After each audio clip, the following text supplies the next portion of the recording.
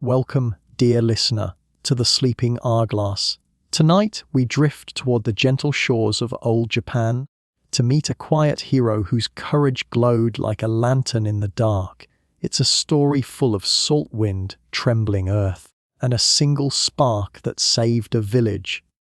And if you find comfort here, you're always welcome to return or to subscribe and help keep this little sanctuary glowing. Evening settles softly upon the village, a slow unfurling of indigo and gold. The air carries the faint scent of brine and straw, mingling with the musk of earth still warm from the sun. In the distance, the sea sighs, not loudly, but in long, deliberate breaths, as if the ocean itself were drowsing. You can almost hear the pause between inhalations, the stillness that lies beneath every sound. This is the world that holds young Hamaguchi Goryō. His sandals press into the damp path between paddies, sending small ripples through the mirrored water. Dragonflies hover low, their wings whispering secrets to the twilight.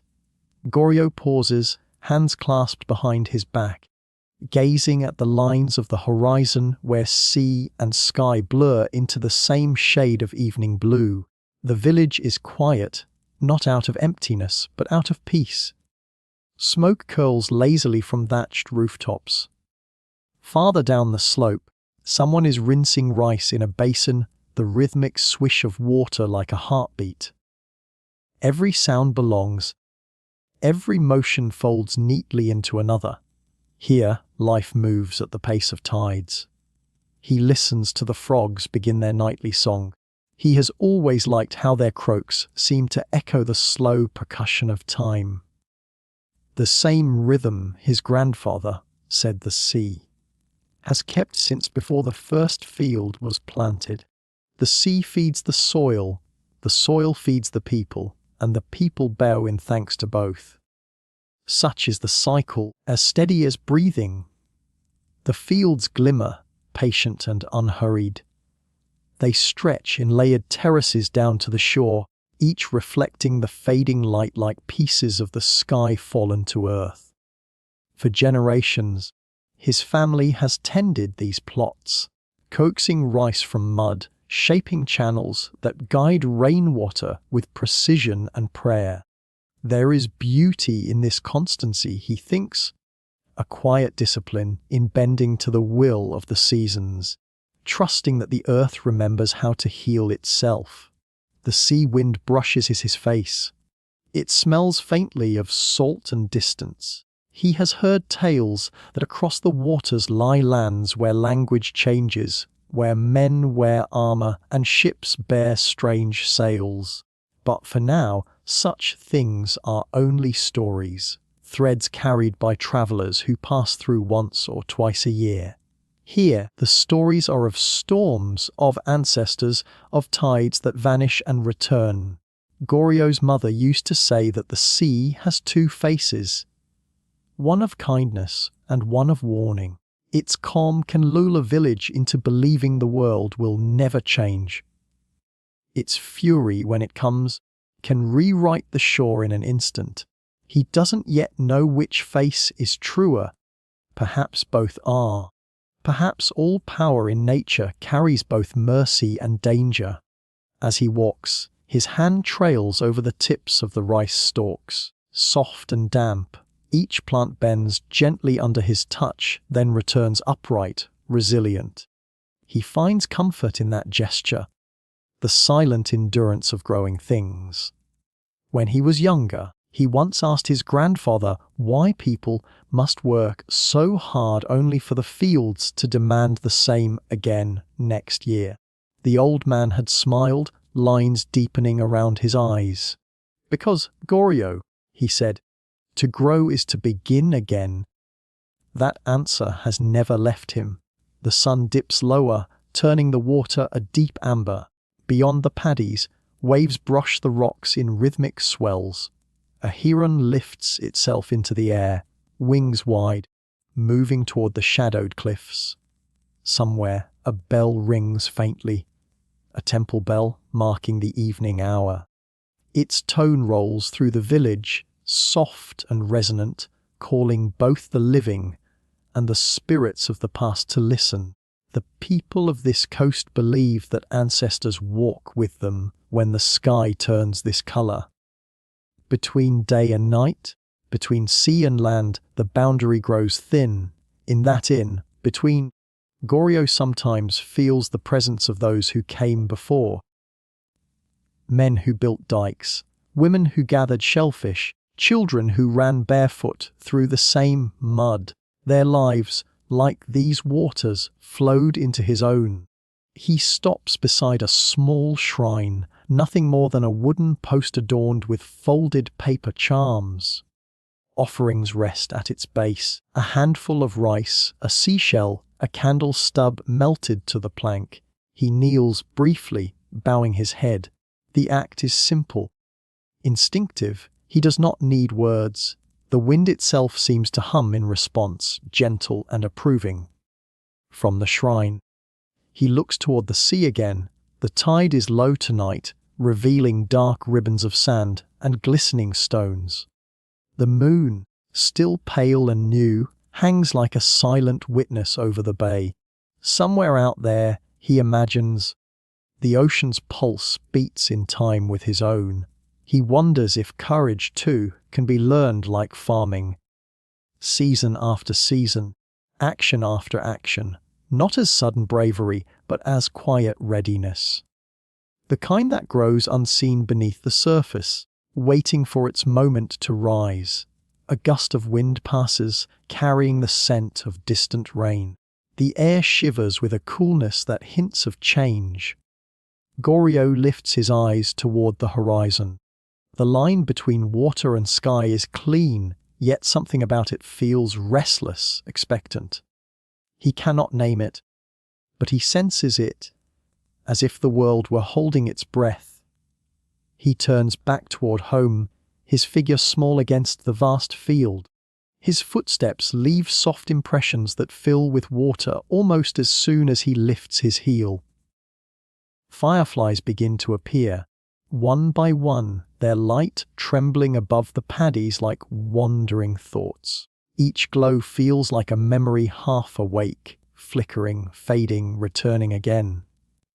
Inside his home, lamps are being lit. The faint sound of laughter drifts from an open door. He hears the murmur of his mother's voice, the rustle of straw mats, the clink of bowls. These sounds anchor him, threads tying him to a world he believes will always be here. He doesn't yet know how quickly such threads can fray. As he approaches, he glances once more at the sea. Even in twilight, it gleams with quiet authority. It has shaped everything he knows. The curve of the shore, the rhythm of work, the way the village breathes. Tonight, it seems content, its waves calm and regular. But beneath that calm, he senses a depth beyond comprehension. The night will come, as it always does. The tide will shift, as it always has. And somewhere within these dependable patterns, the seeds of change are already stirring. He stands at the edge of the field for a moment longer, listening. The wind hums through the rice. The sea answers in its endless whisper. He feels both small and infinite, one heartbeat in a chain that stretches backward and forward through time. In that stillness, something ancient seems to speak, a reminder that peace, too, is only ever a pause between waves. Far beyond the calm horizon, the wind begins to change its tone, a tremor too faint to name, yet certain as the tides return. And so, from stillness, the story of motion begins to gather. The day begins with the soft crack of dawn, a thin seam of light opening across the eastern sky. The fields glisten with dew, each droplet holding a fragile reflection of the world, sky, earth, and the ghost of Goryō's young face as he leans over the paddies. He is small against the vastness of land and water, yet within him, something of both resides. He knows the scent of the fields as well as he knows the scent of his own skin. Wet earth, green shoots, a faint sweetness from last year's straw, and always, beneath it, the sharp tang of the sea. The village sits close enough to the bay that every breeze carries brine and the quiet roar of distant waves. It is a sound that never fully fades, a reminder that the sea is always listening. The morning chores begin before the sun fully clears the ridge. Goryō's father walks ahead, his broad back damp with mist, his sleeves rolled high. The two move through the paddies, checking channels, clearing weeds, nudging small clumps of soil into place. Water murmurs softly around their ankles, flowing in patient streams through the lattice of dikes. Each plant, his father says, stooping to press a seedling deeper into the mud, is a promise made to time. Goryō nods, though he doesn't yet understand. He feels the weight of the mud between his toes, the coolness wrapping his skin like an old ritual. Farming is not a choice here. It is an inheritance, passed like blood, steady and unquestioned. But beneath that rhythm, curiosity stirs. He wants to know why the sea sometimes steals what the fields give. By noon, the heat shimmers across the terraces. Women bend low, their straw hats casting round shadows on the water. Children run errands between homes, balancing buckets of clear stream water with small, careful steps. The air hums with cicadas, their sound rising and falling in endless cycles, as if echoing the pulse of the season. When the sun grows too heavy, Goryō rests beneath the shade of a pine near the dike. His grandfather joins him, sitting with a slow exhale, his hands brown and lined like the bark behind him. "The salt wind is our teacher," the old man says. "It tells us when the sea is restless. When she grows still, we should listen harder." He speaks not as a warning, but as a truth woven into the weave of life here. Then, after a pause, he begins a story, one Goryō has heard before, but never tires of. Long ago, before this village had a name, a storm rose without moon or mercy. The sea pulled back, then hurled itself forward in waves as tall as trees. The people fled to the hill, watching helplessly as their homes vanished under foam. When the sea withdrew, it left behind silence and a strange glimmer of salt crusting the earth. For years afterward, the soil refused to bear rice. Only when the rains returned did life resume. Storms. The old man murmurs, our reminders. We do not own the land. We borrow it from the sea. The boy listens, tracing circles in the dirt with a stick. He imagines that ancient storm. The roar, the darkness, the helplessness. He feels a quiet fear settle inside him. But it isn't heavy. It is the kind that keeps a man humble. Later, when the day cools, villagers gather in the square near the temple. The smell of grilled fish drifts through the air. Someone beats a slow rhythm on a drum. Children chase each other with laughter that carries easily through the evening haze. Elders sit in small groups, their talk meandering from crops to spirits, from harvests to tales of years past. Every story here has salt in it, salt from sweat, salt from tears, salt from the endless sea that hems their lives. One woman tells of a fisherman who once followed a whale for 3 days, believing it was an omen from the gods. Another man recounts how the rice once grew taller than his son. Laughter ripples through the air, but always beneath it flows something solemn, an understanding that time moves like water. Circling, returning, reshaping. Goryō sits near the fire, listening. He likes how stories gather people, the way tide pools gather light. Each tale carries not just memory, but a piece of wisdom too quiet for everyday speech. His grandmother leans toward him, her voice a whisper meant only for his ears. "Do you know why we tell these stories, Goryō?"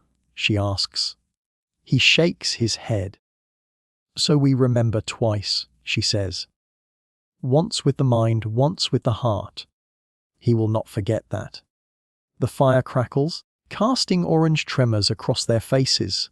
The stars appear, patient, bright, unblinking. Somewhere out in the dark, waves slap against the breakwater. He feels as though each sound, each breath of wind, is part of the same slow song.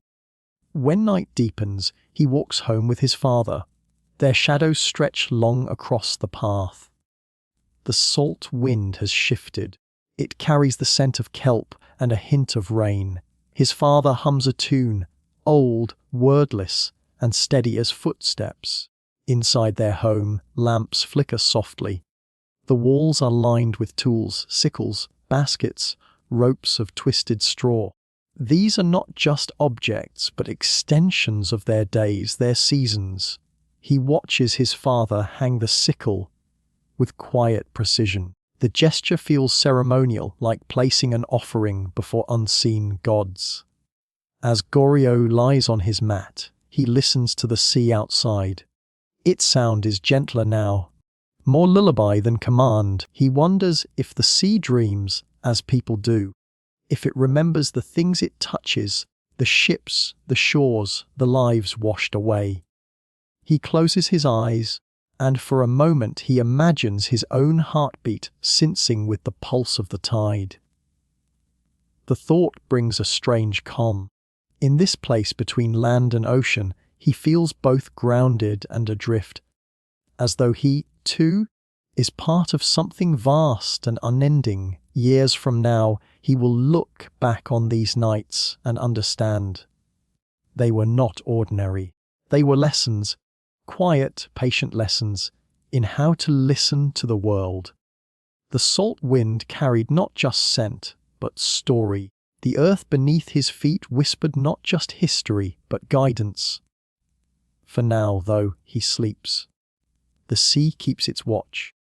The fields breathe under the moon. The old stories, spoken and unspoken, weave themselves through his dreams. Somewhere beyond the horizon, the world stirs. Subtle movements beneath calm surfaces. But the boy does not know this yet. He only knows the soft rhythm of home and the comfort of belonging. Far out in the dark, the tide draws a little farther than before. Just enough for the crabs to hesitate, just enough for the air to change its taste. It begins as nothing. A whisper through the roots, too soft to name.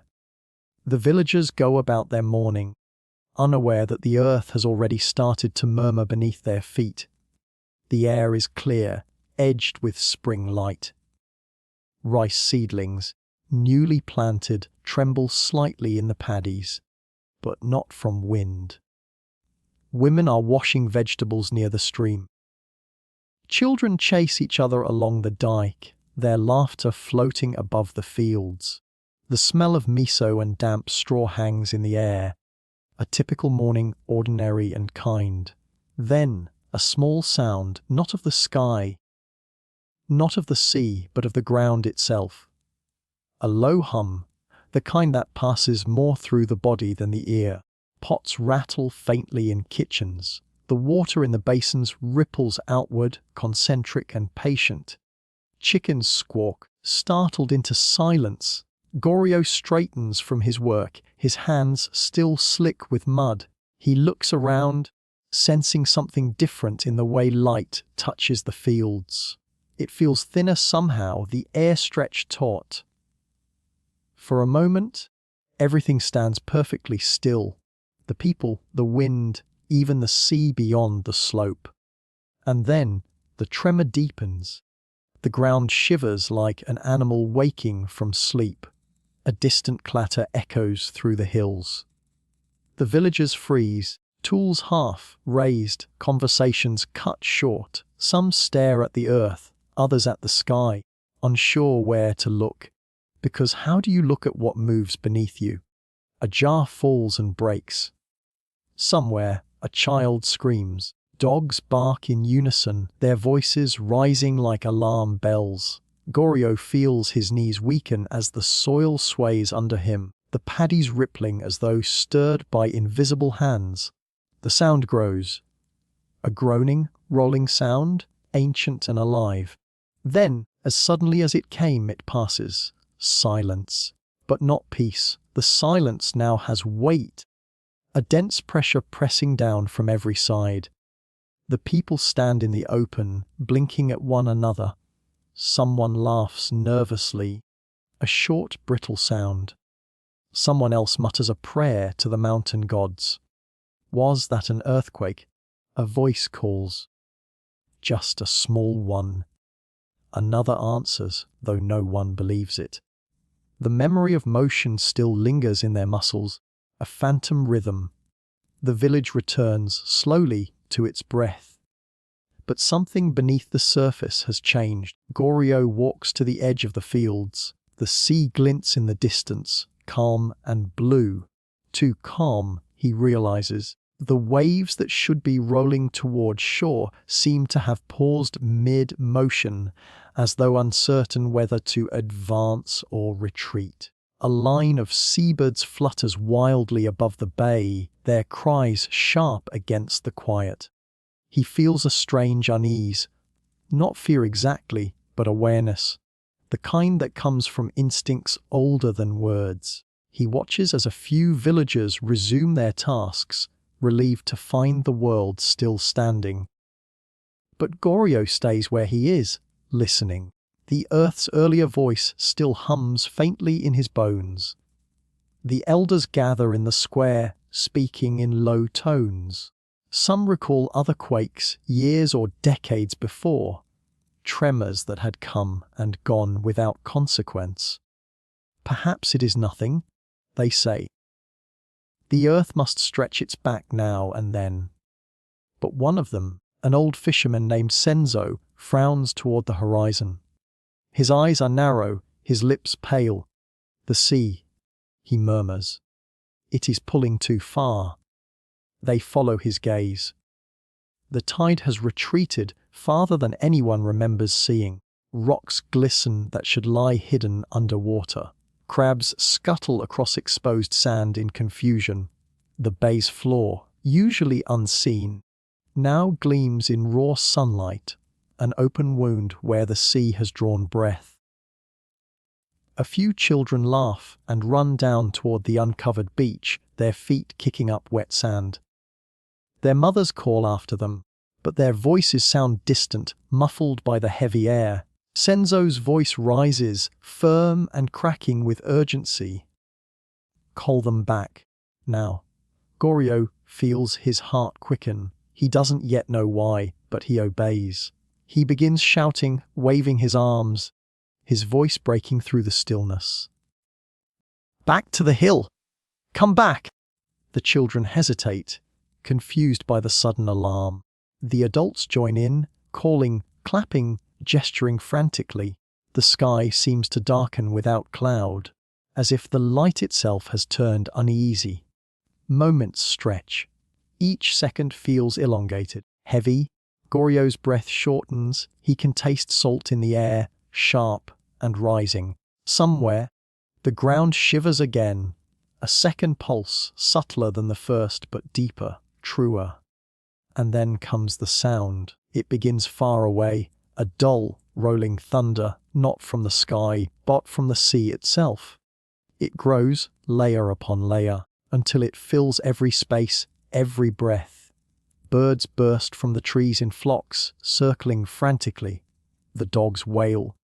The villagers, halfway between disbelief and dread, look toward the horizon and see the sea lifting. It does not look like water anymore. It looks like something alive, gathering itself. The distant line of the tide rises into a pale, glittering wall, its crest catching sunlight like the edge of a blade. The air trembles with its coming. For a heartbeat, No one moves. Goryō feels his body tense, every nerve alight. The sound swells, a roar, a scream, 1,000 storms in one. The villagers begin to run, stumbling up the slope, shouting names, clutching children. Goryō runs too, the world blurring around him. The earth seems to tilt, the sky folding downward. Behind him, the wave draws closer. He can't see its full height, only its shadow spreading across the land. A rush of wind precedes it, cold and sharp. He hears the crash before he feels it, a sound like the breaking of time itself. When he finally turns, the sea is upon the fields. Water surges through paddies, tearing through walls, sweeping away tools, fences, memories. The fields that had mirrored the sky now drown in it. Goryō clutches the trunk of a cedar, holding on as water rushes past his legs. He watches roofs detach and float away, the world reduced to motion and foam.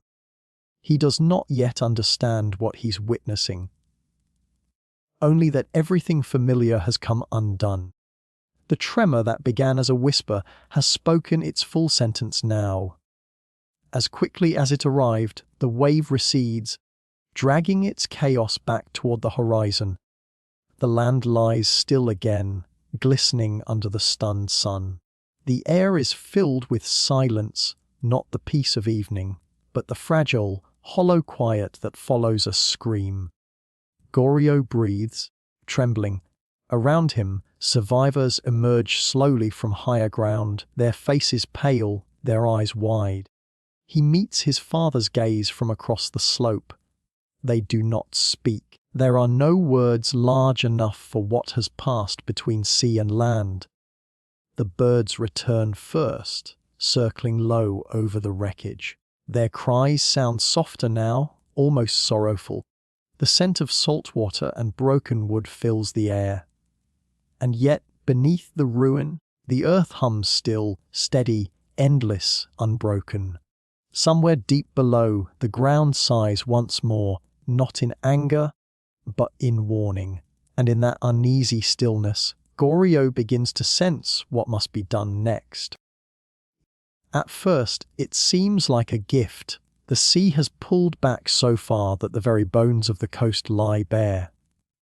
The villagers, stunned but curious, walk down toward the new edge of the bay. What was once water is now a gleaming plain of wet sand and glistening rock. Shells shimmer in the sunlight, small fish wriggle in puddles, and the distant kelp beds sway like black ribbons against the morning light. It is beautiful, eerily so, the kind of beauty that makes the heart forget its rhythm for a moment. Children cry out with delight. They run ahead barefoot, chasing crabs that scramble sideways through the shallows. Men follow, shaking their heads in wonder. Even elders, their joints stiff with age, step gingerly onto the exposed seabed, marveling at this sight they have never seen in all their years. Only Goryō does not smile. He stands at the edge of the dike, eyes narrowed against the bright reflection. Something in his chest feels wrong, like a hand pressing inward. The silence is too deep, too complete. The sea, so often alive with whispers, has gone utterly mute. He looks toward the horizon. The line where sky meets water seems sharper now, almost hard. The air hums faintly, not sound but vibration, like the moment before thunder. Behind him, laughter carries from the beach. "The gods have given us a path to the sea," someone calls. Another voice adds, "Perhaps the tide has gone to rest." Goryō feels unease stir in his bones. He cannot explain why, but he remembers his grandfather's stories. Tales of times when the sea drew breath before it roared, when stillness was not peace but warning. He walks quickly down the slope toward the others. Sand squelches under his feet, cool and unfamiliar, As he moves, he notices small things, fish stranded in shallow pools, their gills flaring in panic, birds circling restlessly overhead, refusing to land, the faint tremor of the earth, like a heartbeat hidden underfoot. When he reaches the first group of villagers, he calls out, "You should come back." His voice sounds small against the open air. A man laughs. "Back. The tide will return soon enough, boy. Let the children enjoy this." Goryō hesitates. He feels the urge to shout, to shake them, but the scene around him is disarming, so full of life, of wonder. It feels wrong to disturb it, wrong to bring fear where there is only curiosity. And yet, something inside him whispers insistently, the sea is not gone, it is gathering. He kneels and touches the sand. It is cold, not with the coolness of water, but with something deeper, the chill of vastness. The wind has stilled entirely now. Even the insects have gone silent. He stands again, looking out. The horizon has changed. It is no longer a flat line of blue. It bulges slightly, a dark swell where no swell should be. He blinks, thinking his eyes deceive him. But when he looks again, the shape remains. It is growing. He turns to the villagers. "Listen to me!" His voice cracks. "Go back! Go up the hill!" Some pause, confused by the urgency in his tone. Others frown, shading their eyes to see what he's looking at. A few finally notice it too. That slow, rising shape at the edge of the world. The sea, once patient and level, is lifting, gathering itself like a creature waking from long sleep. A low rumble begins to reach them. At first it sounds like distant wind. Then it deepens, fuller, rounder, immense. The ground hums with it. The air thickens until breathing feels like effort. The first to turn and run are the fishermen. They drop their baskets, shouting to the others, "Up the slope!" The laughter dies instantly, replaced by panic. Mothers call for their children. Men grab the elderly, hoisting them onto shoulders. Feet slip in the wet sand, bodies stumble, cries rise. Goryō runs too, but he keeps glancing back. The horizon is no longer a line, it's a moving wall, white and silver at its crest, the sunlight catching in its folds. It advances without hurry, yet impossibly fast, consuming distance with every heartbeat. By the time he reaches the first ridge, the roar has grown deafening. It is no longer a sound, but a force that fills the body, vibrating through bone and breath. He can feel the pulse of it behind him, vast and absolute. He looks back once more and sees it fully now. The sea has risen into the sky, carrying with it the light of the sun. It curls upon itself, edges feathered with foam, and the wind preceding it tears through the valley, whipping at hair and clothes. For a heartbeat, time stops. The villagers stand frozen on the slope, caught between disbelief and awe. Then the wave strikes the shore. The crash is beyond sound, a deep, shuddering silence followed by the thunder of worlds colliding. Water surges over the beach, swallowing sand and voices, huts and boats. It crashes against the paddies, surging through the narrow paths where Goryō had walked each day. The green fields vanish in an instant, transformed into a writhing, silver expanse. From the hillside, those who have escaped can only watch. The wave tears through the village, snapping trees, carrying roofs as though they were leaves. The sea, once their companion, has turned to stranger. Powerful, indiscriminate, magnificent in its ruin. Goryō stands with his father, chest heaving, eyes wide. The roar dulls into a low rumble as the water spreads, searching every hollow, every valley. Then, slowly, it begins to withdraw, dragging its chaos back toward the horizon. The world it leaves behind is changed, shimmering, broken, silent. The air smells of salt and smoke, though nothing has yet burned. Around him, people weep quietly. Some call the names of those lost to the wave. Others simply kneel, staring at the emptiness where homes once stood.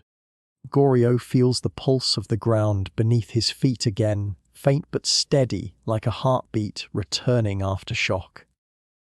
He knows, without knowing how, that this is not the end. The sea has spoken once, but its story is not finished. The silence that follows is not the silence of peace. It is the silence of decision, a held breath, waiting for what someone will do next. He looks toward the high ground above the village, where the dry fields meet the forest's edge. In his mind something forms, not yet a plan, but a spark. The image of fire, of light where there is fear. The wind shifts again, carrying the faintest scent of smoke from some distant hearth. It feels like memory, like the beginning of purpose. The sea has given its warning, written not in words but in water. And in that terrible, beautiful silence, Goryō begins to understand how a single flame might answer it. Night has not yet fallen, but its shadow already lingers at the edges of the fields. The air is heavy with salt and silence, as though the sea itself is holding its breath. You stand beside Goryō, the man whose heart trembles between duty and dread. The day's labor has ended, the stalks of rice bundled in neat, golden stacks, the season's promise resting quietly beneath a dimming sky. The scent of cut straw mingles with brine. The wind carries something else, the faint, distant growl of a sea that no longer sounds like sea. A strange stillness drapes the land. Even the birds seem uncertain, wheeling low over the water's edge, their cries brief and nervous. You feel the pulse of the earth underfoot, that subtle vibration that is not sound but knowing. Somewhere within it, Goryō feels it too. He looks toward the horizon, where the ocean has pulled away unnaturally far, as if the world has taken a breath it does not wish to release. Villagers murmur near the shore, puzzled, pointing to the wide band of newly revealed sand. Some wade forward, curious. Children run after shells and stranded fish.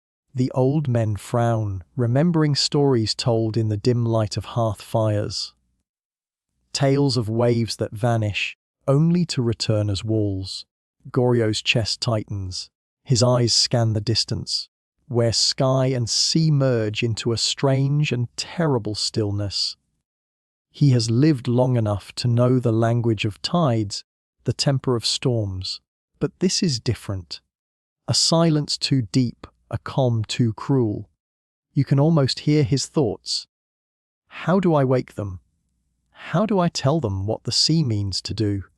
He runs toward the village storehouse. The bundles of harvested rice stacked high. The year's sustenance, the fruit of countless hours under the sun. The air smells of earth and life, of sweat and hope. To destroy it is unthinkable, and yet to do nothing is to surrender them all to the wave he feels forming beyond sight. He pauses.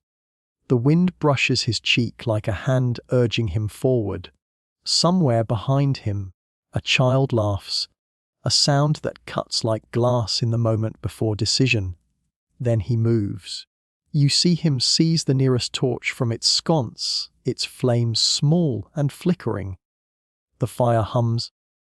Unknowing of what it is about to become, Goryō hesitates for a breath, a single heartbeat of humanity, and then lowers the torch. The straw catches with a sigh. A thin line of fire crawls along the base of the stack, golden and shy at first. Then, with a sudden exhale, it climbs, a hungry serpent finding the wind. Within moments, the field is alive with light. Flames leap from sheaf to sheaf, licking upward in a choreography of urgency. The smell of smoke thickens, not of ruin yet, but of revelation. The night ignites before its time. From the hill, you see the glow spread, a banner of warning unfurling across the land. Villagers turn toward it, startled, voices rising in alarm. Children cry out, elders shout Goryō's name. Some think madness has seized him. Others fear, yet even in their confusion, their feet begin to move. Toward the brightness, away from the sea. The blaze is no longer just fire, it is language. It speaks in a voice the villagers cannot ignore. You watch as the first wave forms in the far darkness, a white line crawling up the horizon, glinting faintly in the light of the burning fields. The ocean gathers itself into a single, terrible breath. The fire roars louder. Embers lift like stars, carried by the salt wind.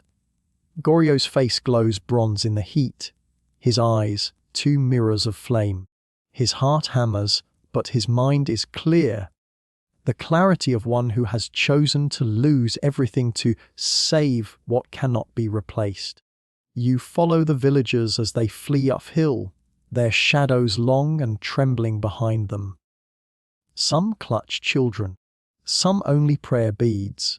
The sound of feet through dirt merges with the crackle of burning straw, the whisper of wind, the distant, growing thunder of the wave. From above, the fields appear as constellations, islands of light in a world about to be consumed by water. The smoke streams skyward like a signal to the heavens, a plea written in ash and courage.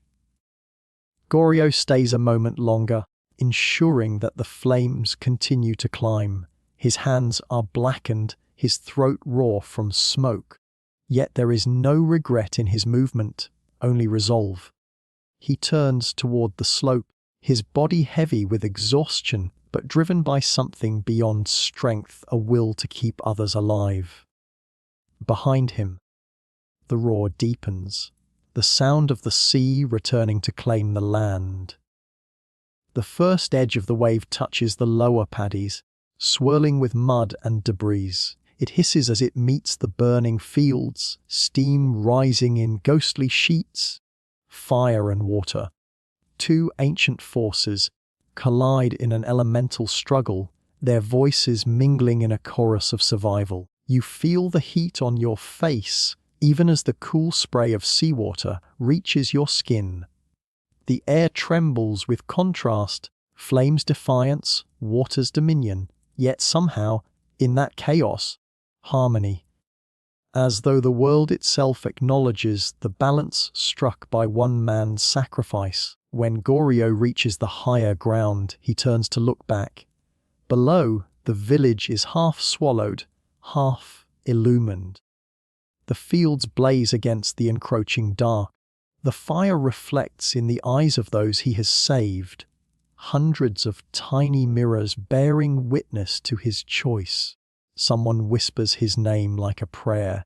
Another bows, tears carving paths through soot. You listen to the murmurs, disbelief giving way to understanding. The villagers realize that the flames were never madness, they were mercy. The rice, their sustenance, was offered as the price of life itself. The fire burns through the night. Ash drifts like snow upon the hillside where they gather, shivering under blankets, watching what once fed them become their salvation. In the distance, the ocean recedes, having spent its rage. The moon, veiled by smoke, peeks through the haze, pale and tremulous. Hours pass. The children fall asleep against their mothers' laps. The elders sit in silence, eyes reflecting the faint embers that remain. Goryō stands apart, his silhouette outlined by the dying fire. You sense the weight upon his heart.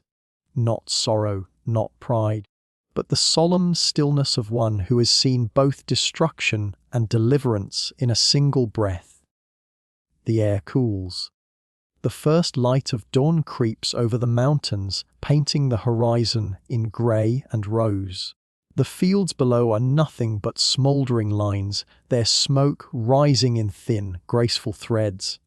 Yet even in ruin, there is beauty, a quiet testament to the choice that lit the night. You hear the sea again. Calm now, its voice softened, contrite. The tide returns to its rightful rhythm, as though humbled by the courage of one man. Goryō kneels, pressing his palms into the earth, feeling its warmth beneath the ash. He whispers something you can barely hear. Perhaps a prayer, perhaps a promise.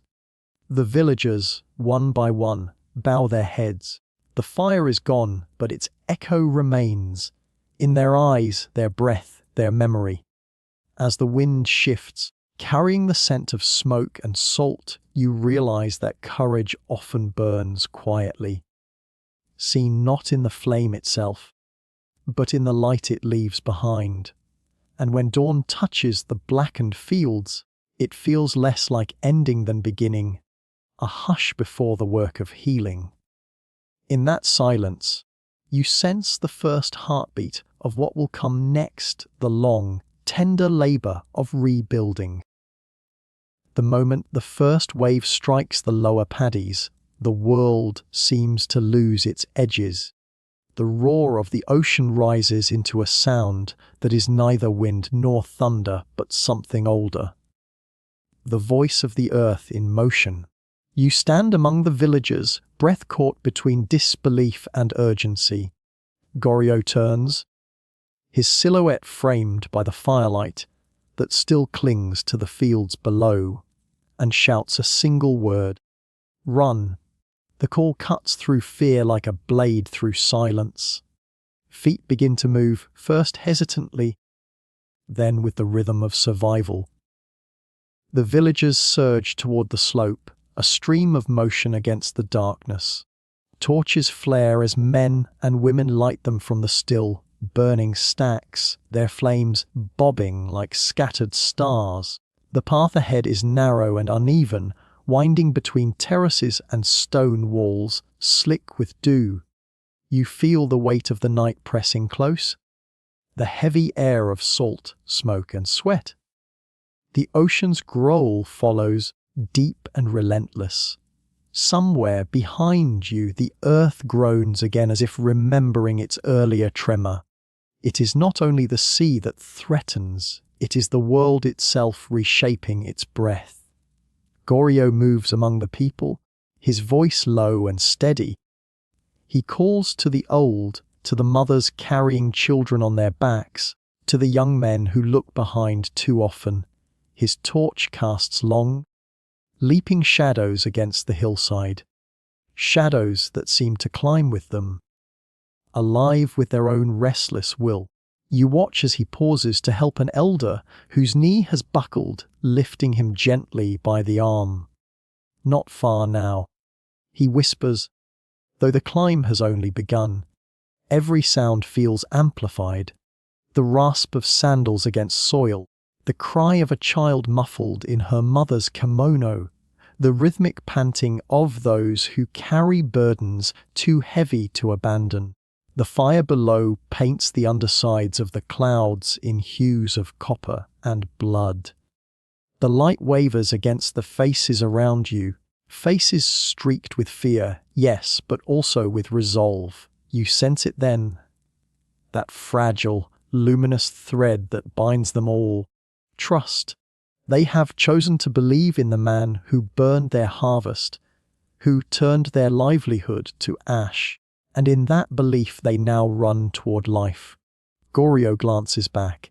From this height, the inferno looks like a living river, gold against black, flowing upward in tongues of smoke. But the sea, a darker and wider shadow, is advancing. Its crest catches the firelight, shimmering briefly before crashing upon what once was the village. The sound reaches them like the low moan of something dying.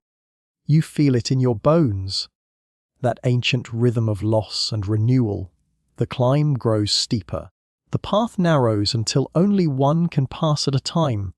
Some stumble, others turn to help without a word. In moments like these, there is no separation between self and other. Fear becomes a shared pulse, and courage, the collective heartbeat. A gust of wind sweeps through, carrying flecks of ash that glow like fireflies. You watch them drift upward, tiny embers of the burning fields below, rising to meet the stars.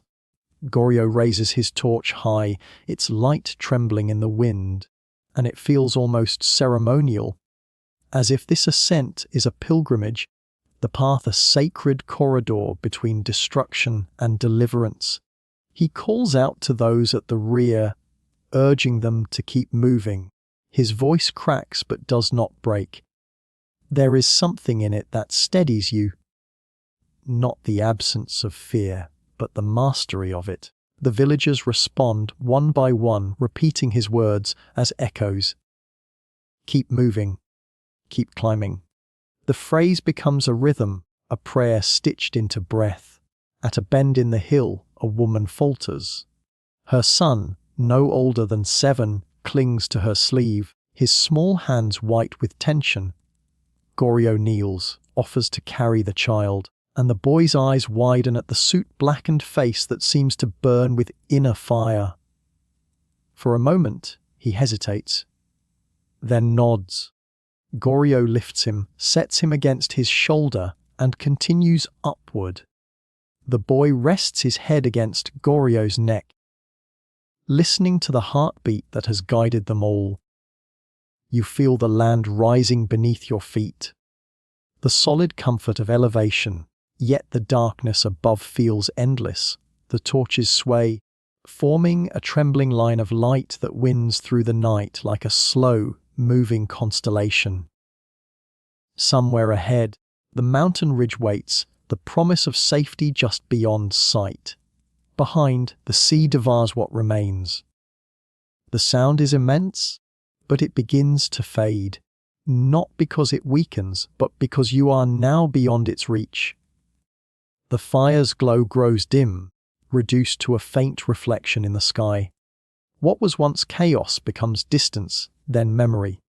At last, they reach a plateau, a broad shoulder of the mountain where the wind smells of pine and earth rather than salt and fear. The villagers collapse onto the ground, gasping, holding one another. Someone begins to cry, softly, not in terror but in release. Another kneels, pressing his forehead to the soil. The old priest, who had been silent through the climb, murmurs a prayer of gratitude, his words barely audible against the sigh of the wind. Goryō sets the child down gently and turns to look back. From this vantage, he can see it all. The black water stretching across the plain, the last tongues of fire fading beneath a veil of smoke. The village is gone, yet the people remain. His body trembles not from exhaustion but from the quiet enormity of what has passed. You watch his expression, neither triumph nor despair, but something deeper. The calm recognition that life, though fragile, endures when guided by courage. The villagers begin to gather around him, their faces illuminated by the last surviving torches. No one speaks at first. Words feel too small for what has been exchanged tonight. Fear into faith, fire into salvation. Then the headman approaches. His eyes are wet, his voice unsteady. "You saved us," he says, bowing low. The others follow, one after another, a wave of humility and gratitude. Goryō shakes his head, his voice quiet as wind through grass. "The fire saved us. The light showed the way." His gaze turns toward the horizon, where a thin line of dawn begins to appear. It is faint, barely more than a whisper of grey against the black, but to those who have seen only darkness, it feels like promise. The torches burn low, their flames reduced to embers. The villagers huddle together. drawing warmth not from the fire but from the nearness of each other. You breathe in the mountain air, cool, alive, carrying the scent of smoke and morning dew. Around you, the world feels newly made, as if the night's terror has washed everything clean. The sea, distant now, murmurs like a tired beast returning to slumber. Goryō kneels once more, pressing his palm to the earth in quiet reverence. He does not weep. He simply breathes, each breath a prayer for those lost and those saved. The mountain holds them gently, as if sheltering not just their bodies but the fragile thread of their humanity. Silence settles, not empty, but full. The villagers begin to speak softly, sharing fragments of what they saw, what they feared, what they remember. Laughter flickers through the group like the first sparks of returning life. It feels tentative, almost shy, but it carries warmth. You realize that what began as flight has become something more, a ritual of rebirth. In running together, they have woven themselves into a single story, one that will be told again and again, long after the smoke has cleared. The last torch sputters, sending up a brief flare before dying.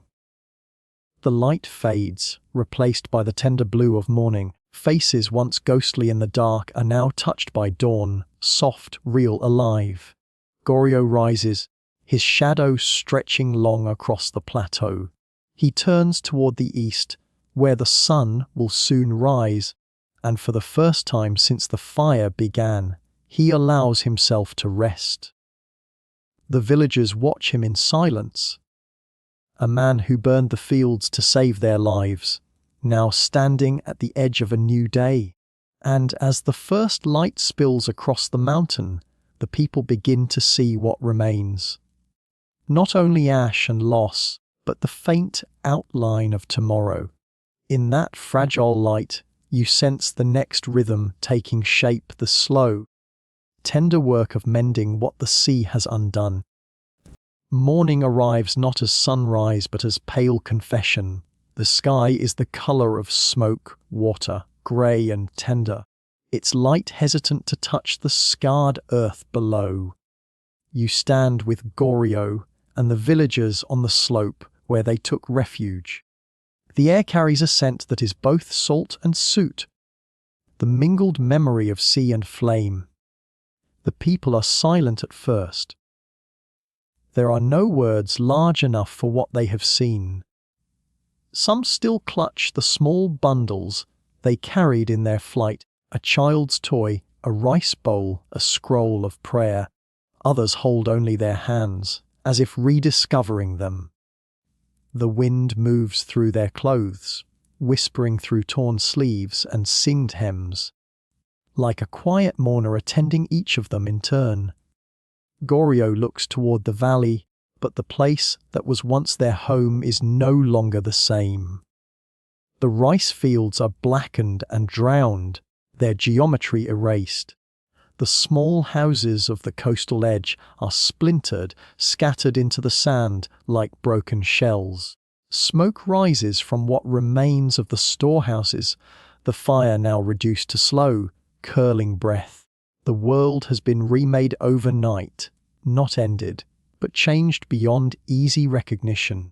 You follow as the villagers begin their descent. The ground feels soft, almost spongy, the soil saturated with salt and sorrow.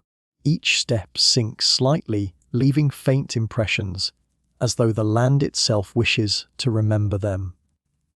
Birds have returned, timid and few, their calls uncertain in the heavy air. The sound of the ocean is quiet again, gentle and contrite, washing over the wreckage with an almost human tenderness. They reach the lower path, and there it is, the aftermath in full. Boats lie overturned in fields. Roof beams rest upon walls of clay that no longer stand. Fishing nets, once tools of survival, hang like ghosts from the branches of uprooted trees. The fire that saved them has also consumed what it promised to protect. A woman falls to her knees at the sight of her home, or where it had been. Only the foundation stones remain, half buried in mud. She touches them as though greeting an old friend, her tears silent but endless. Another man lifts a charred fragment of wood, its edges blackened but warm. He turns it in his hand, then presses it to his forehead in reverence. You sense that grief here is not loud but deep, a tide moving inward rather than out. It does not crash, it seeps. Goryō stands apart for a moment, his gaze fixed on the sea. The villagers glance toward him, not with anger now, but with the quiet bewilderment that follows survival. He feels their eyes upon him, the weight of gratitude entwined with loss. He does not seek absolution. He does not need it. His act was both ruin and rescue, and both truths must live together now. He walks to where the temple once stood. The small shrine to the sea god, Ibisu, lies toppled among driftwood. The carved face of the deity is cracked clean through the middle, yet its smile remains. Goryō kneels, straightens the fragments, and places them gently side by side. He bows low, not in apology but in communion. An acknowledgement between man and spirit, both witnesses to the same storm. The villagers begin to move among the ruins. Quietly, almost ritually, they start to clear debris, lifting beams, gathering the unbroken bowls, setting aside what can be salvaged. There is no plan, no leader's order. It is instinct, this impulse to mend. You watch as small acts of care emerge like blossoms in soot. A young boy retrieves an elder's sandal from the mud and washes it in a puddle of clean rainwater. Two women gather wet straw and lay it in the sun, whispering that it might dry enough to start a fire for cooking. A fisherman, his nets torn, begins tying new knots, his fingers trembling but patient. The gestures are simple, but they carry the quiet heroism of the living. Nearby, an old man finds his way to Goryō and bows deeply. "We are alive," he says, voice hoarse. "That is enough." Goryō inclines his head, the words striking him with the force of mercy. For a long moment, they stand together in silence, their shadows merging on the damp ground. By midday, the sun breaks through. Its light falls gently upon the landscape, revealing not beauty exactly, but truth, the unvarnished reality of what remains. The air shimmers faintly as heat rises from the blackened fields. You can almost imagine that the land is breathing again, exhaling its sorrow into sky. Children wander along the shore where the sea has withdrawn. They find pieces of pottery, smooth pebbles, and bits of coral. Their laughter, tentative and thin, begins to ripple through the air like birdsong after rain. Even in ruin, the instinct for wonder returns. Goryō watches them, and something inside him softens. He knows that tomorrow will bring hunger, labor, the long ache of rebuilding. But today, in this fragile space between what was and what will be, he lets himself simply witness the resilience of those he saved, the way life quietly insists on itself. He walks toward the remaining fire pits, where smoke still curls upward. Kneeling, he stirs the ashes with a stick, revealing faint orange embers beneath the grey.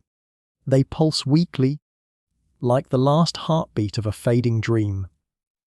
He cups his hand around them, shielding them from the wind. And you realize he is searching for warmth not only in the coals but in meaning. In the distance, a sound of a bell rings, faint, uneven, a small iron bell that survived the wave. A boy found it lodged in a tree root and began to strike it softly. Its tone carries through the village like a blessing, trembling but pure. One by one, the villagers pause and listen. The air fills with a stillness that feels holy. They begin to gather near the sound. The bell continues, a fragile rhythm of endurance. It does not celebrate, it remembers. When the ringing fades, the villagers bow their heads together. A prayer rises, not spoken by any one voice, but felt in the collective breath. They give thanks for the dead, for the living, for the land that will one day feed them again. Goryō closes his eyes. The faces of those lost flicker in his mind, neighbors, friends, the quiet elders who once told him stories of the sea. He breathes deeply, letting the ache settle not as pain, but as promise. The afternoon wanes. Shadows lengthen over the blackened paddies. The villagers build a small fire at the edge of the hill. Not a warning this time, but a gathering light. They cook what little rice they have left, sharing it among themselves in small wooden bowls. The taste is plain, but in that simplicity lies reverence for the fields, for the hands that once worked them, for the courage that carried them through the night. You sit with them, feeling the warmth of the fire, the soft murmur of conversation. The sea glints in the distance, subdued and almost beautiful again. The smoke rises gently, carrying prayers into the darkening sky, and as the first stars appear, Goryō looks once more upon the fields. His fields, now charred and silent. The night wind moves through the stalks that remain, making a sound like breathing. He knows that soon they will plant again. The earth remembers what it means to grow. The villagers linger around the small fire until only embers remain. No one speaks of the night before, but every glance, every touch carries its echo. The world feels both smaller and larger, fragile, yes, but radiant in its survival. When the fire finally dims, Goryō stands and bows toward the horizon. The others follow, their silhouettes bending in unison, a gesture of gratitude to the unseen forces that spared them. The stars above shimmer faintly through the lingering haze, and for the first time since the wave, the sea hums its old lullaby. The rhythm of the tides has returned, gentle and unbroken. You breathe with them, feeling the earth's pulse steady beneath your feet. The night is quiet again, but not empty. It holds memory, and within that memory, the seed of what comes next. In the hush that follows, the villagers rest beneath the same stars that once watched their terror. The fires are gone, yet their warmth lingers. A quiet vow that tomorrow, hands will rise again to rebuild what the sea could not take. The weeks after the wave unfold like pages softened by rain, fragile, uneven, yet turning all the same. The air grows warmer, the mornings edged with mist, and the scent of earth returns. You stand again beside Goryō on the hillside, where the fields below lie flattened and dark, but no longer lifeless. The sea glimmers beyond, its calm surface betraying nothing of what it once took. The villagers rise each day before dawn. There is no talk of despair, only work, the slow rhythm of hands meeting soil. They move with deliberate quiet, as though afraid to wake the sleeping memory of disaster. Every gesture feels sacred now. The rebuilding of walls, the clearing of mud from irrigation ditches, the mending of nets. The sound of hammers and wooden mallets carries across the valley like heartbeats, steady and human. You watch as Goryō kneels in the fields with the others. His robes are tattered, his palms calloused. He digs his hands into the earth, feeling its cool texture, the grit of sand and silt left by the sea. The land has changed, its boundaries redrawn by water. Yet beneath the surface, life waits. He knows this as surely as he knows the tide will rise again. The villagers trust him now in a new, unspoken way. They do not speak of the night of fire, though its echo lingers in every gesture, every glance. When Goryō walks past, men bow slightly. Women smile with eyes that hold quiet gratitude. Children trail behind him, curious and unafraid. They do not remember the terror, only the light. Days blend into one another. The fields begin to take form again, marked by wooden stakes and lines of twine. Where ash once lay thick, green shoots begin to rise. Their colour startles the eye. Bright, defiant, alive. The rice seedlings quiver in the wind like whispers of hope. You can almost hear their sighs, the small, determined sounds of growth. In the evenings, the villagers gather near the rebuilt hearths. Smoke curls into the twilight, mingling with the scent of pine resin and salt. They share stories, not only of loss, but of small miracles, a fishing net found intact beneath debris, a well that still runs clear, a newborn calf that survived the flood. The laughter that emerges is tentative, but real. Each smile is an act of defiance against what was lost. You see Goryō sit apart at times, gazing toward the sea. He does not hate it, he cannot. He understands its nature, to take and to give, to destroy and to renew. The sea, to him, is a mirror of life itself, beautiful, merciless, necessary. Some nights he walks along the shore barefoot, letting the water touch his feet as though in truce. The tide hums against the sand, whispering its timeless lullaby. When the first planting day arrives, the village gathers as one. The sun hangs low, wrapped in haze, and the paddies shimmer with shallow water. Goryō leads the ritual, not as lord, but as fellow farmer.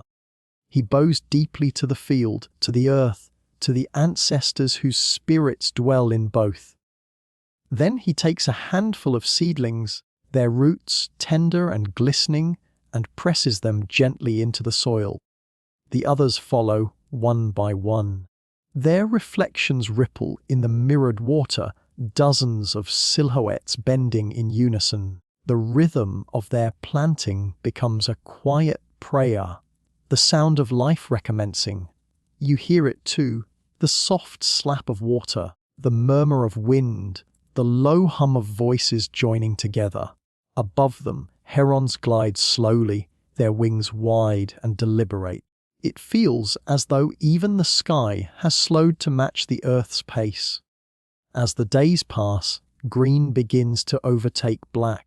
New fences rise where the old ones fell. Children chase each other between rows of freshly sprouted rice. The sound of laughter returns fully, unafraid. You can almost feel the village's heart mending thread by thread. Yet, amid the rebuilding, there is still reverence, a solemn understanding that what happened is not gone. It lives beneath the surface like roots hidden beneath soil. Each act of repair carries within it a memory of the night they ran, the fire that burned, the wave that followed. One afternoon, as the villagers rest from their labor, an old woman brings Goryō a bowl of barley tea. She sets it beside him and sits without speaking. Together they watch the young rice shimmering in sunlight. After a long silence, she says, "When we plant, it feels like remembering. The fields remember us, and we remember them." Goryō nods, the corners of his mouth softening. "Then the land and we," he replies, "will never be strangers again." In the distance, the sound of a temple bell rings, rebuilt, its tone bright and new. The villagers pause in their work and bow toward the sound, a simple gesture of continuity. The bell's echo drifts over the fields. Mingling with the cry of gulls and the rhythmic splash of water, the day feels full, balanced. the kind of peace that comes not from forgetting, but from enduring. As the season deepens, the paddies glow a lush green that mirrors the sky's calm. You stand at the edge of the fields, the evening wind brushing your face. The air smells of growth, of clay, of promise. The village hums with quiet prosperity once more, not grand, but steadfast. Sometimes, at dusk, Goryō lights a single lantern and walks the narrow paths between the fields. The light sways beside him, its reflection trembling across the water's surface. He pauses often, looking toward the horizon where the sea meets the sky, a line that separates and connects all things. He whispers words you cannot quite hear, perhaps thanks, perhaps remembrance. You sense that his courage now takes a different form. Not the blaze of fire, but the gentler endurance of tending, of staying. His strength has become rhythm, the patience of the farmer, the humility of the sea's neighbor. In the evenings, as crickets begin their song, the villagers sit outside their newly thatched homes. They speak softly of the harvest to come, of the children who will one day forget the night of fire, but inherit its lesson. That life is never guaranteed, yet always worth rebuilding. The moon rises, round and luminous, reflected perfectly in the irrigation waters. Its glow turns the fields to silver, transforming labor into poetry. Goryō stands among them, lantern in hand, his shadow stretching long and dark across the paddies. He is not a hero now, not in the way legends claim. He is simply part of the land, its caretaker, its witness. The sea, quiet tonight, breathes in rhythm with the wind. Its surface flickers with the same moonlight that gilds the rice. Between sea and field, between memory and future, the world holds its fragile balance once again. You close your eyes for a moment and listen.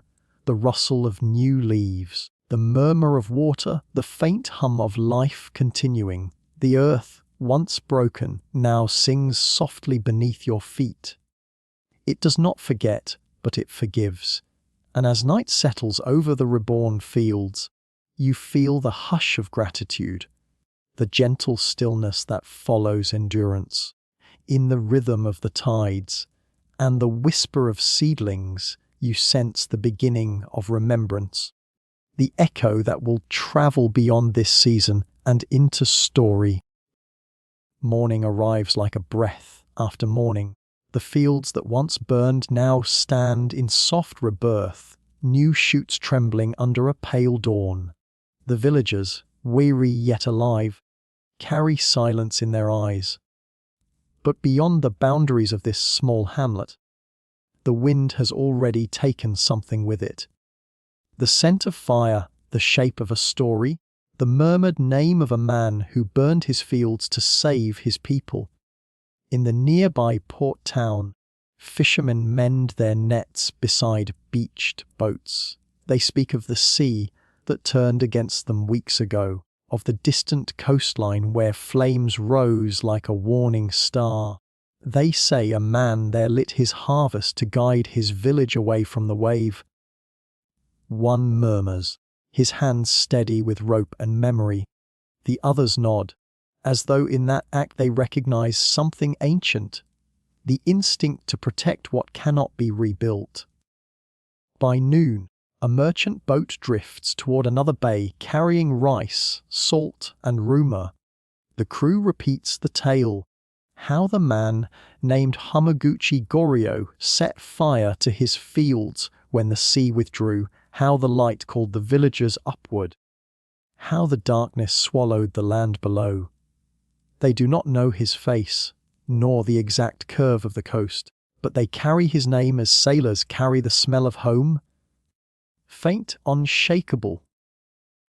The story begins to travel faster than footsteps. In tea houses, along roads where pilgrims walk in straw sandals, the words flicker like candlelight passed hand to hand. Some tell it as parable, some as warning, some as faith restored in human spirit. "A man who burned gold to save breath," says a monk pouring tea beneath temple eaves. His listener, a young scholar, writes the words in the margin of his journal, "Fire as compassion." Farther inland, where mountains rise and the sea is only rumour, a woodcutter hears the story from a traveller. That night, beside his hearth, he tells his children. The little ones stare at the embers and imagine the sky lit by courage. They do not know the name tsunami, nor the geography of Goryō's coast, but they understand the pulse of bravery. To them, it becomes a bedtime tale, the night the farmer lit the sea. As the months unfold, the tale sheds its details and gains its heart. Some say Goryō was a fisherman, others claim he was a village elder or monk. Some say he set the fire to honor the gods, but the truth, like flame, dances beyond containment. It glows in every retelling, shifting yet constant, carrying the same warmth through changing tongues. Back in the village, Goryō hears whispers that travelers come to see the place where the fire rose. He greets them humbly, bowing as they bow, never claiming the name they speak. For him, the act was necessity, not legend. He tends the fields again, hands in soil, eyes on horizon. The land remembers, though quietly. When he walks by the embankment, reeds bend as if in reverence. The villagers rebuild their lives in gratitude. Children grow, learning both the fear and faith of the sea. They learn that safety is not the absence of danger, but the courage to face it together. They begin to plant small markers along the hill, stone piles that remember where the water reached, where the fire saved. Over time, moss claims the stones, but not the meaning. A traveling poet arrives one autumn evening. He listens to the old ones tell of the night of flame and flood. In his notebook, he writes by lamplight, "There are fires that destroy and fires that preserve. One burns the world, the other burns the self into light." When he leaves, the villagers gift him a handful of new rice. He smiles and promises, "Your story will not drown." And so it doesn't. Years pass, roads change. The era's tides shift. The Tokugawa shogunate gives way to new order. Foreign ships appear on the horizon, and the hum of a modernizing Japan begins. Yet even as telegraph wires rise, even as steam replaces sail, the story of Goryō endures, not as history, but as whisper. In towns far away, people still tell of the farmer who burned his fields to save his people. The tale becomes less about geography and more about essence. A quiet mirror of what it means to be human in the face of the uncontainable. A century later, a teacher in a coastal school recounts the same story to her students. The children listen as the waves brush against the seawall outside. "He was a real man," she says softly. A villager named Hamaguchi Goryō. When he saw the sea pull away, he knew what it meant. Her voice lowers, reverent. So he set fire to his rice fields to warn everyone. And because of him, they lived. The children are silent for a moment. Then one asks, "Did he lose everything?" The teacher smiles, glancing out the window at the sea. "He lost the harvest, yes, but he kept the people." A hand rises. "Was he afraid?" "Yes," she says. "But he acted anyway." That's what courage is. To move with fear, not without it. Later that day, the children draw pictures of flames, fields, and waves. Their crayons glow with oranges and blues. On one page, a small figure stands against the sea, a single torch in his hand. The teacher places the drawing on the wall. The light from the window makes the crayon fire shimmer faintly, as though the story itself breathes again. In time, museums will honor Goryō's act, monuments will rise, plaques will tell his name in bronze.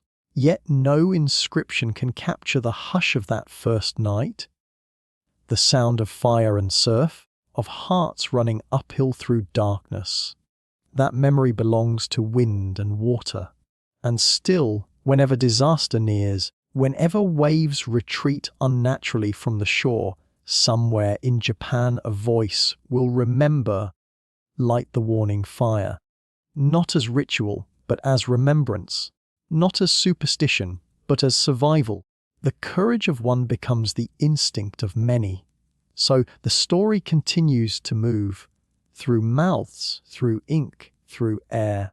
Like embers carried from one hearth to another, it refuses to die. You can almost hear it if you listen between the hush of waves. The faint rhythm of a name spoken not aloud, but in heartbeats. Sometimes at dusk, the descendants of that village light small candles by their windows. Not for ceremony, but for connection. The flickering glow recalls that ancient blaze, softened by time, but never extinguished. Children ask why. The elders answer, because a man once lit the night so we could see where to go. And, in that moment, the story, the fire, and the courage align. A quiet continuum between then and now, between one man's decision and the world that still benefits from it.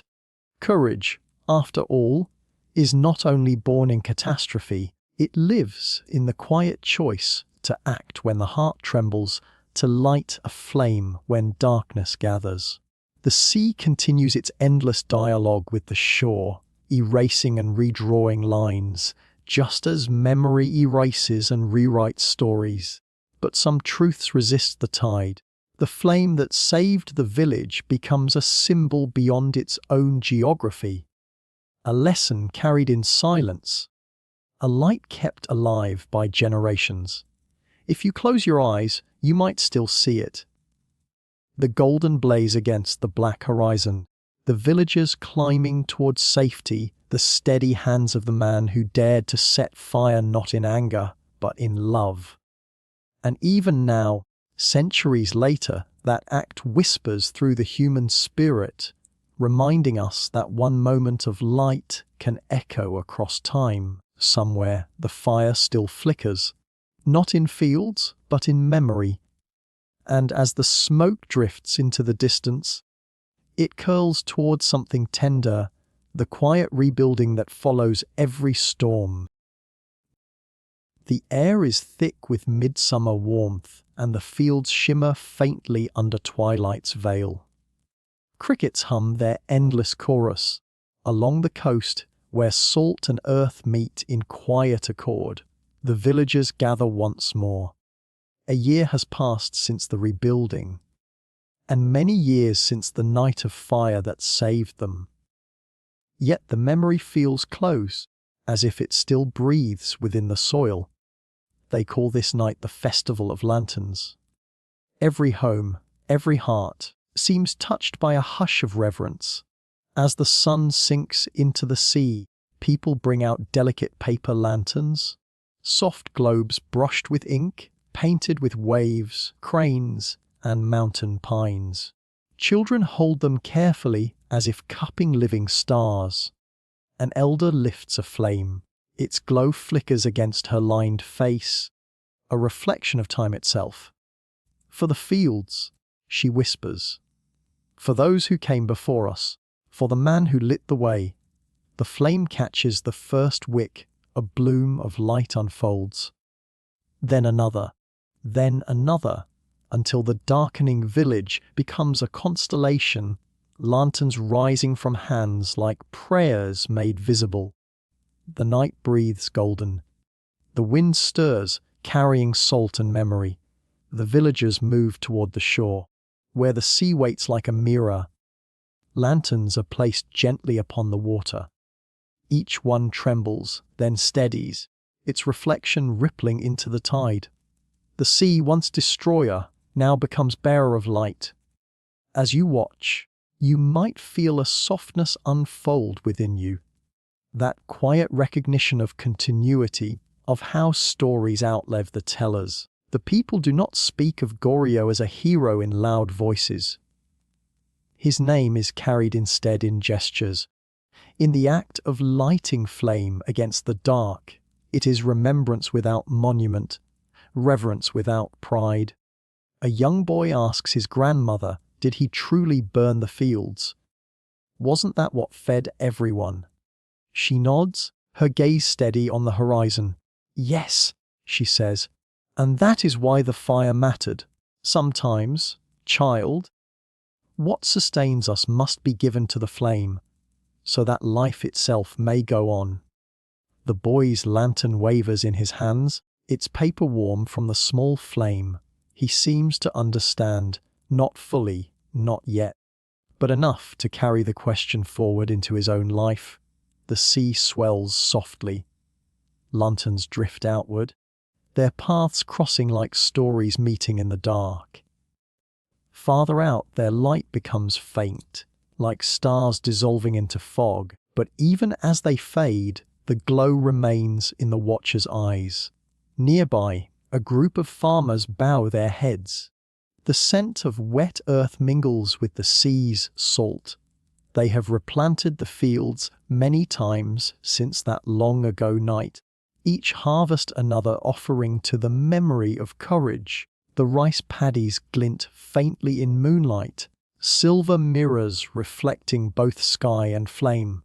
Goryō's house, once on the edge of the village, still stands, its thatch roof mended, its walls pale with age. A quiet shrine sits near the entrance, a wooden tablet, a handful of stones, and a bowl of fresh water. A small flame flickers there too, steady, unspectacular, constant. The villagers do not forget, but they do not dwell in grief either. This festival is not mourning, it is renewal. To them, lighting the lanterns is like breathing, a gentle rhythm between loss and gratitude. As the night deepens, drums begin to sound, slow, patient beats that echo across the water. Children run barefoot, their laughter threading through the rhythm.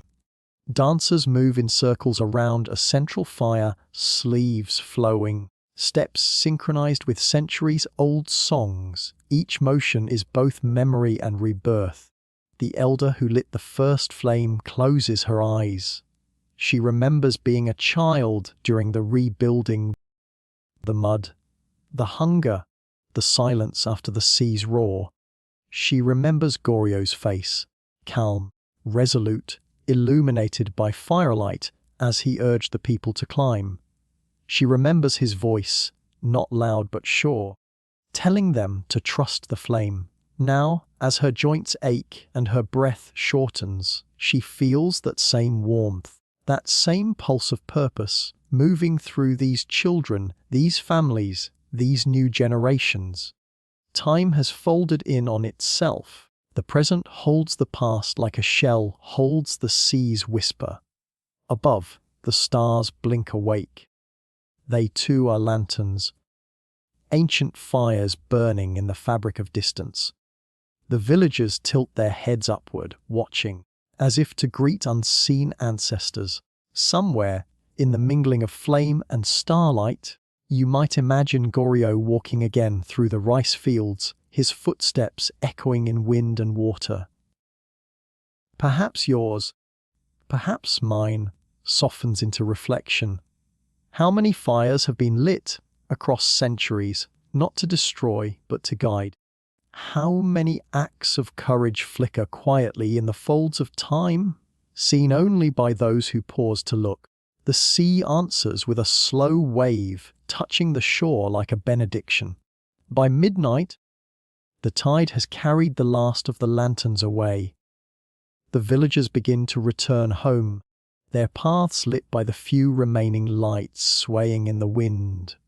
Shadows stretch across the fields, but they are gentle now. The kind of darkness that shelters, not threatens. A boy lingers by the edge of the paddy, watching the glow fade into the horizon. His lantern has burned out, but he keeps holding it anyway.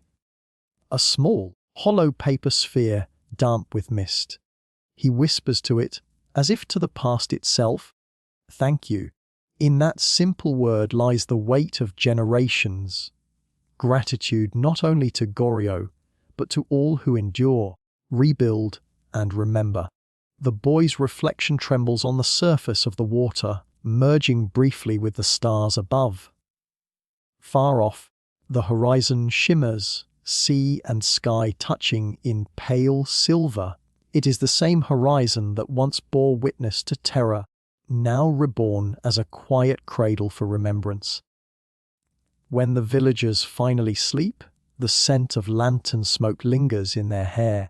Dreams come gently, dreams of waves that do not rise, of fields that gleam with calm water, of a man walking among them, carrying a flame that never goes out.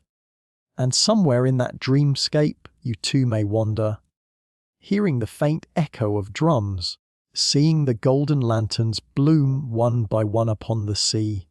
The night exhales, and silence settles like a shawl. The last ember in Goryō's shrine flickers, then steadies again. In its glow, time feels tender, infinite. As dawn nears, the smoke folds gently into morning light. The fields breathe, the sea hums, and the flame that once saved a village softens into memory. No longer a warning, but a whisper of courage that never truly fades. In its warmth, the night begins to rest. And so, the candle of that night still burns quietly in time. Somewhere, beyond the noise of the modern world, the flame of Goryō's courage flickers, steady, unwavering. A light that refuses to be forgotten. Long after the waves receded and the rice fields grew green once more, his act became something greater than survival. It became memory, the kind that hums beneath centuries, reminding us that even in the darkest hour, a single spark of compassion can guide us home. Perhaps tonight, as you lie here in stillness, you can feel that same warmth, not as fire, but as a soft glow beneath the ribs. The world has changed beyond recognition since that coastal night, yet the rhythm of the sea, the pull of the moon, the quiet courage of the heart, these things remain. They live on in you, in me, in the quiet places of our shared humanity. Thank you for being here, for walking these moonlit fields of memory with me. Your presence in this quiet hour matters, more than you might think. Every time you listen, you keep these stories alive, breathing new life into old embers. Together, we keep the past from falling entirely asleep. Now, let the day slip from your hands. Let your thoughts drift like lanterns across a darkened sea. You've done enough, learned enough, felt enough. All that remains is rest, deep, steady, peaceful. May your dreams carry you gently through the night, and may the echoes of Goryō's fire guide you toward quiet shores of your own. This has been the Sleeping Hourglass, where the past tucks you in and history hums its lullaby. If this story brought you calm, you are always welcome to return, to rest again among the echoes of courage, where time moves softly and every flame becomes a dream. Good night, traveller. Sleep well beneath the hush of history's gentle glow.